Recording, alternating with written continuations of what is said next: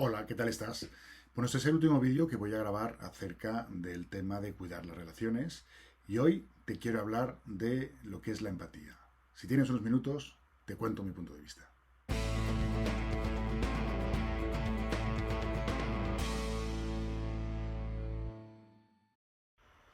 Y como siempre que queremos entender cuál es el significado de una palabra, empatía, bueno, pues vamos a ir primero a entender cuál es el significado que dice el diccionario, ¿no? Con permiso, vamos a ver. La empatía, según la definición del diccionario, es la identificación mental y afectiva de un sujeto con el estado de ánimo de otro. En palabras que entendamos todos. Esto es lo que se suele decir, ponerse en los zapatos de otro. Y por cierto, solo por si acaso, no confundamos empatía con simpatía. Simpatía es más que una persona, por su forma de ser, me atrae, me parece atractiva, me encaja, se alinea con lo que yo estoy buscando. Empatía es una cosa completamente distinta. Creo que usar el ejemplo del fútbol está bastante bien para entender esto de la empatía. Joder, pero este mes no es un buen mes para hablar de fútbol, porque Real Madrid ha perdido una semifinal de la Champions. Pero justamente por eso me va a servir de ejemplo para ilustrar la empatía. Un ejemplo que vamos a entender todos. Recuerdo que en el año 2014 estábamos viendo en Colombia, mi familia y yo, y fue la famosa final de la Champions, donde jugaron el Real Madrid y el Atlético de Madrid, donde iba ganando el Atlético y en el minuto 93 Sergio Ramos marca el gol del empate. Minuto 93. Mi hijo Álvaro, mi hijo mayor, es un forofo de Real Madrid. En la época tenía unos 15 años. Y recuerdo que sufrió durante todo el partido y me decía, no, papá, pero vamos a remontar, vamos a remontar. Y yo la verdad que decía, a ver, tampoco pasa nada. Si gana el Atlético, pues un equipo español más que ha ganado una Champions, sería la primera. Bueno, yo tampoco veía nada malo en el tema, ¿no? Pero recuerdo cuando Sergio Ramos marca ese gol, mi hijo se puso a pegar saltos de alegría a lo bestia, a llorar. Fue un momento emocionante, muy emocionante. Y luego ya en la prórroga, tras el empate, bueno, pues todos sabemos que el Real Madrid pues marcó varios goles y al final pues ganó este partido, ¿no? Mi hijo estaba radiante. Y yo le hice una pregunta. Le dije, piensa ahora en un niño como tú, de 14, 15 años, que esté viendo este partido con su padre, son igual de forofos del Atleti que tú eres del Real Madrid, y piensa cómo se está sintiendo este niño ahora. Dime si eres capaz de sentir lo que está sintiendo. Y dentro de la euforia que él tenía, porque al final ese estado, esa situación, ese hecho que se había producido para él era algo de una felicidad infinita, me dijo, sí, soy capaz de sentir y de entender lo que está sintiendo ahora un niño que viendo este partido y con lo que ha pasado, pues al final ha visto cómo su equipo pierde. Recuerda que es que me pueda identificar yo con el estado de ánimo de otra persona. No significa que ante el mismo hecho yo sienta lo mismo que esa persona. Vuelvo al fútbol. Real Madrid pierde la semifinal. Los seguidores del Real Madrid se van a sentir muy mal.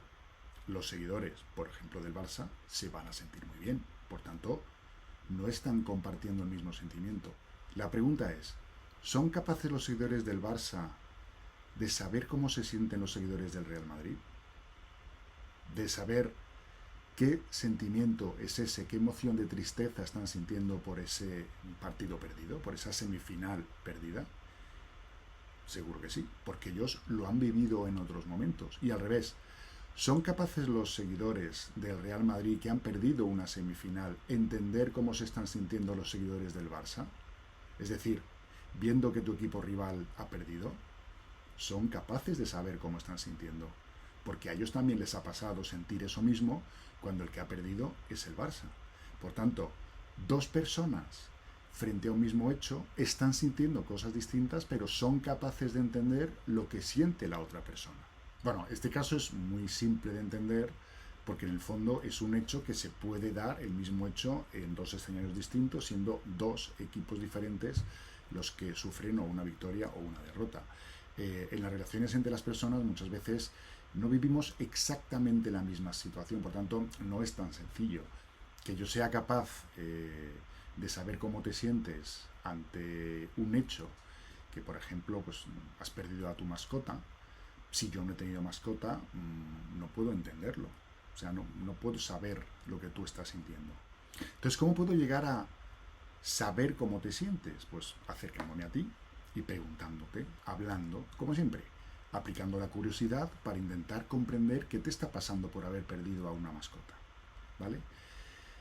Seguramente yo no sienta lo mismo, pero según tú vayas describiéndome cómo te estás sintiendo, según tú te abras y me cuentes, yo voy a percibir que lo que sientes es la emoción de la tristeza, y yo sé lo que es la emoción de la tristeza. Por tanto, podré empatizar contigo en el sentido de que sé qué estás sintiendo.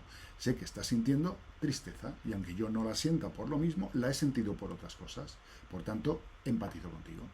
Y por cerrar el círculo de los conceptos que hemos estado viendo en estos últimos vídeos, ¿tiene algo que ver la empatía con la escucha activa y con la asertividad?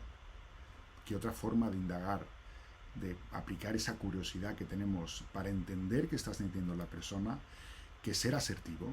Es decir, indagar con respeto, indagar con una capacidad de comunicación donde yo me respeto y yo respeto a la otra persona. Y la escucha activa en el sentido de, para conseguir entender qué tiene esta persona en su cabeza, ya vimos que lo que tenemos los humanos en la cabeza son ideas o sentimientos complejos que verbalizarlos no es fácil. Por tanto, no basta con preguntarle ¿cómo estás? Y que me diga bien o te lo cuento. No, hay que indagar, hay que rascar, hay que de verdad poner atención con el objetivo de verdad entender cómo está sintiéndote esta persona. Por tanto, para conseguir empatizar, en un caso tan sencillo como el fútbol, que es totalmente simétrico, es muy fácil. Ambos han vivido lo que la otra persona está viviendo. Es sencillo. En el caso de que una persona esté viviendo algo que tú no has vivido y por tanto no sabes qué significa, la escucha activa y la asertividad son dos herramientas fundamentales para conseguir empatizar con esa persona. Y voy a meterme incluso en el campo de las creencias más profundas. Podemos ser dos personas que tenemos ideas muy distintas. Tú tienes una idea que yo rechazo, pero si aplico el objetivo de empatizar contigo, si de verdad quiero entender por qué tú piensas eso, y aplico la asertividad y aplico la escucha activa y tenemos una conversación sana, sin compartir tu idea, una idea que, repito, que puede que yo rechace de pleno, pero puedo llegar a entender lo que tú sientes acerca de esa idea, de esa creencia que tú tienes, de esa idea política, de esa idea religiosa, de esa idea de cómo ves el mundo. Somos personas únicas, superdiversas, por tanto esto es de un grado de complejidad infinito, porque no hay dos personas iguales. Por tanto, para entender cómo está sintiendo ese otro, no nos queda más remedio que deberá tener esas ganas de invertir tiempo en la relación y de entender cómo personas muy distintas, con ideas muy distintas, en el fondo sienten lo mismo que sentimos nosotros. Por motivos distintos, pero sus emociones son muy parecidas a las nuestras. Por tanto, cuando tengamos esa información de cómo está sintiéndose esta persona y empaticemos con su emoción, con su sentimiento, sabremos mejor cómo tratar a esa persona, porque nosotros sabemos cómo nos sentimos cuando estamos sintiendo esa misma emoción o sentimiento que está ahora sintiendo esta persona, por un motivo distinto, pero la emoción y el sentimiento son los mismos. Bueno, y permíteme que termine con una cita de Barack Obama, que te voy a leer, que dice: aprender a ponerse en los zapatos de la otra persona, a ver a través de sus ojos, así es como comienza la paz. Y depende de ti hacer que esto suceda. La empatía es una cualidad del carácter que puede cambiar el mundo.